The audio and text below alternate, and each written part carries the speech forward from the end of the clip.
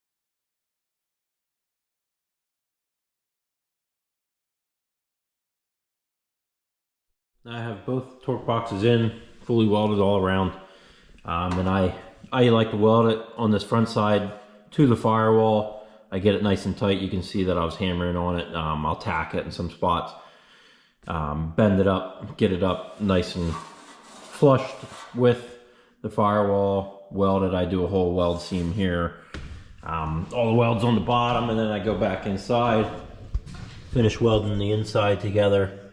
The firewall goes onto the face of that upper, so that's welded on, and then the lip of the torque box welds onto the face of this cowl side panel and the inner rocker.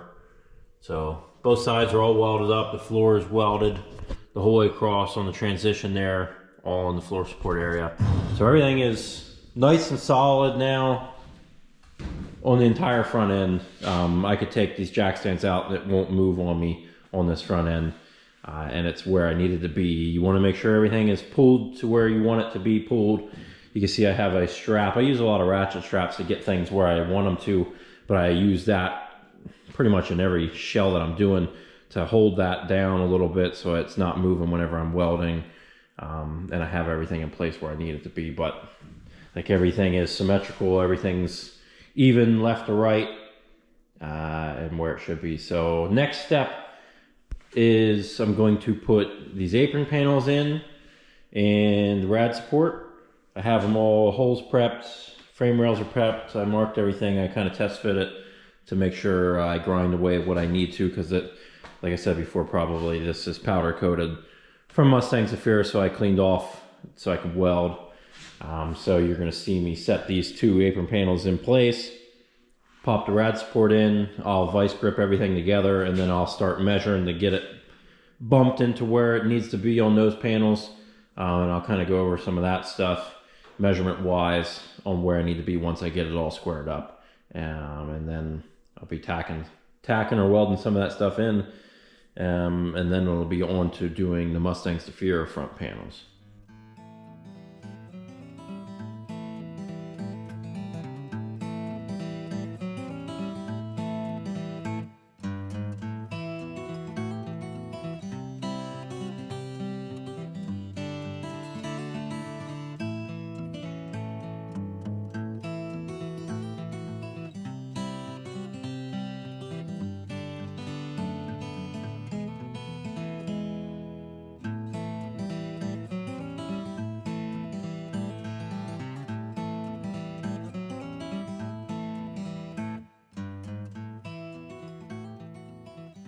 Now it's starting to look like a car again on the front end.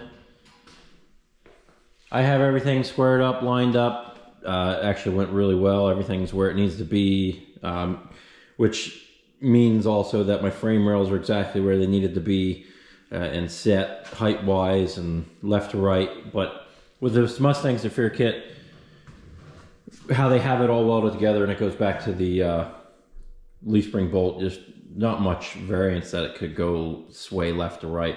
But I did want to make sure that it was centered in the rockers and make sure that my points I measure from rocker end out to the end of the frame rails for kind of cross measurements to make sure that the rails aren't sitting a little left to right, but it's kind of hard to do with this setup. But if you're doing just regular individual rails, that part is really critical to make sure that you have everything squared up so it's not trailing left or right. But just to give some insight to some measurements, I'll give you a couple key measurements that are very important for squaring up a front end on a car.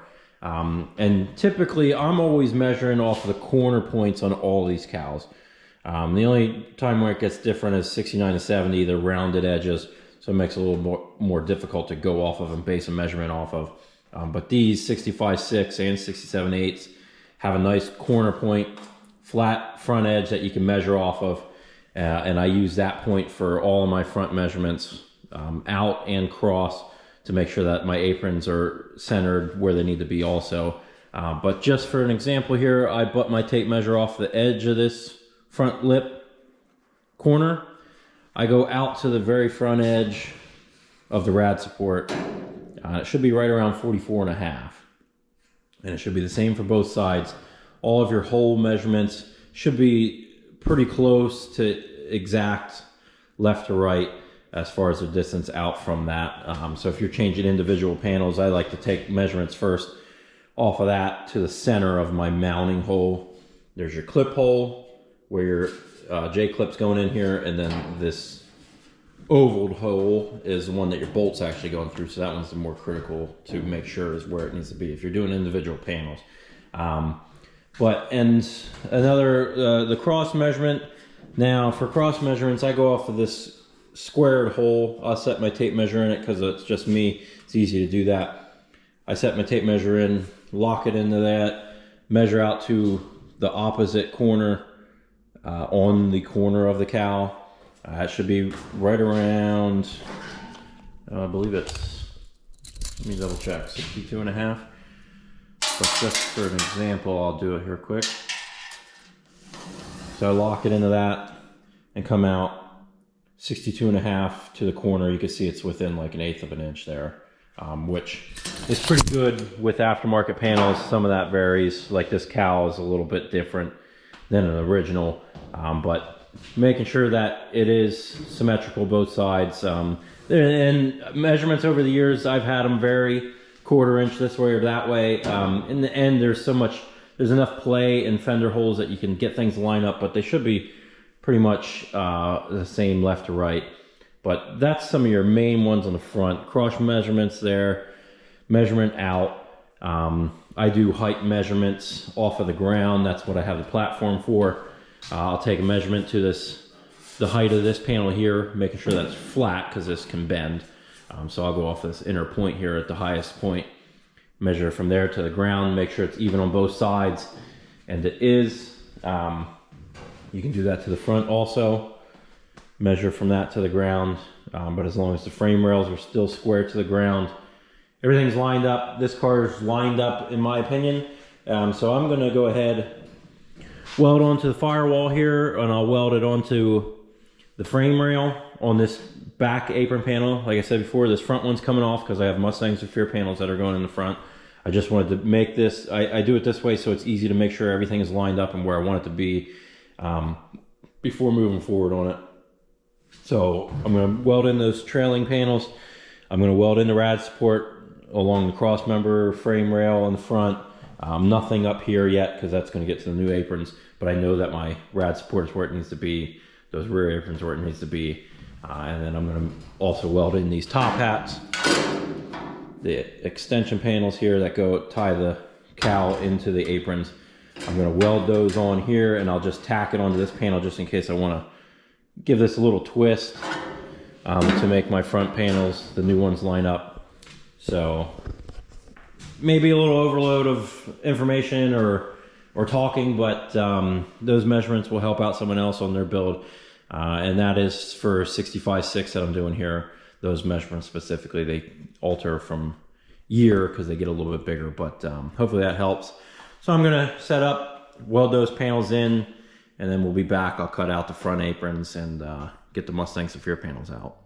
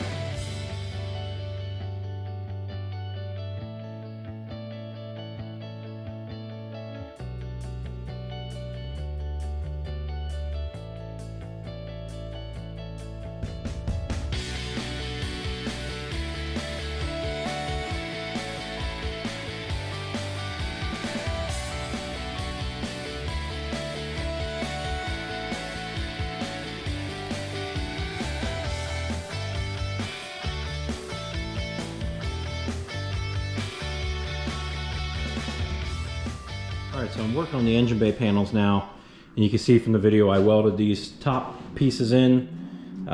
Just worrying about that front measurement here from the edge to the cowl corner to make sure that it was the same, and just welded those in place. Also doing some sort of trimming. However, you can meet these panels however you want to.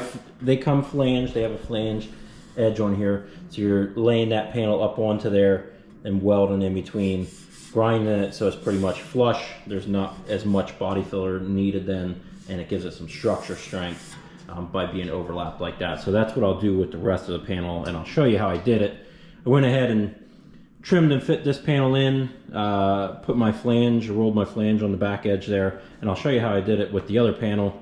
Just thought it'd be kind of a cool show of the process of how I do things to make it fit as best as possible with as less amount of body filler and clean as it can possibly be. So I have these panels welded in, so I can't flange on there unless you have an air one, which they don't work that great. I have a bead roller flanger tool over here in the other garage that I'll show you, and I'll put this same style flange on. So these panels come trimmed to fit. I already set it in place and trimmed, went along, I sharpied on the backside to know where I needed to trim this up at, and I leave enough for my overlap. So up until this cut here that I have, a relief cut, this front section is going to lay on that flange part on that piece that's already on the car, and I'm going to roll a flange on this back edge until it meets back here, which is going to meet up on the frame rail, and I cut that so it's going to be flush in the end, which you'll see in the end how it lays out once I set it in. But I'm going to take it over, roll a flange in that, and then we'll set it in the car.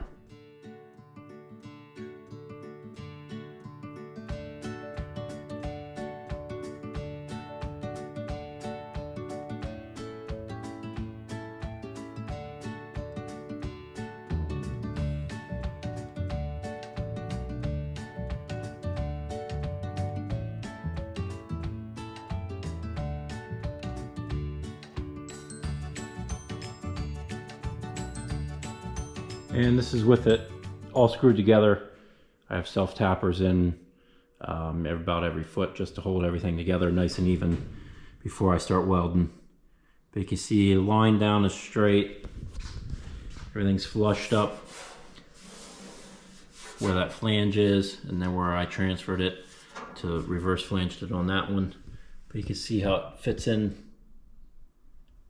nice and smooth. So in the end, once I grind down my welds, it'll need very minimal body filler. It's just a smooth transfer right across. Just makes it a lot less work in the end, cleaner, less body filler, saves a lot of time if you do it right. So that's where I'm at. Both sides are all lined up, screwed together, ready to get welded. So next thing you'll see is I'll just start tacking. I do every probably 4 inches I'll put a tack.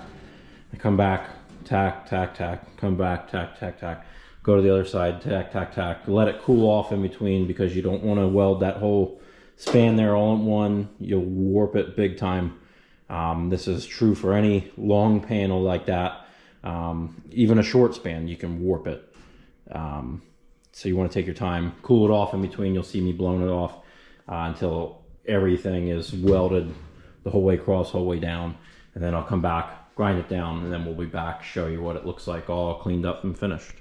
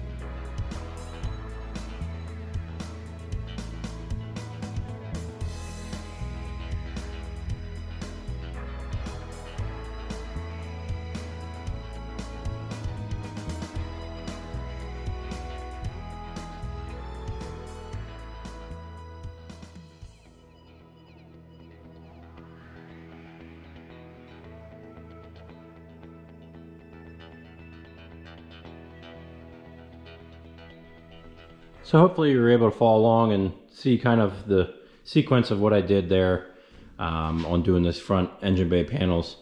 The big key thing is to keep the panels cool.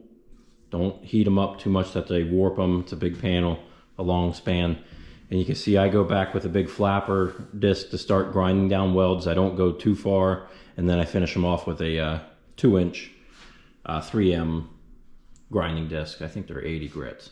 And get it smoothed off in the end so that there's not much left as far as any kind of need of body filler. You can see everything's nice and straight and flat and the way that it should be. Everything's tight and flush. So pretty much most all of the front end is welded. I have to do torque box gussets on the front there.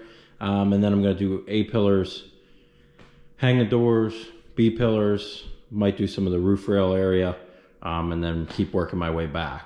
But for now, pretty much not going to do anything on the front end. I did go ahead and cut the door bars off after I welded in some seat platforms, which there's not much to show on those. I put a level on them, make sure that they're level sitting instead of, you know, if you're sitting in your seat and you can feel it's leaning one way or the other.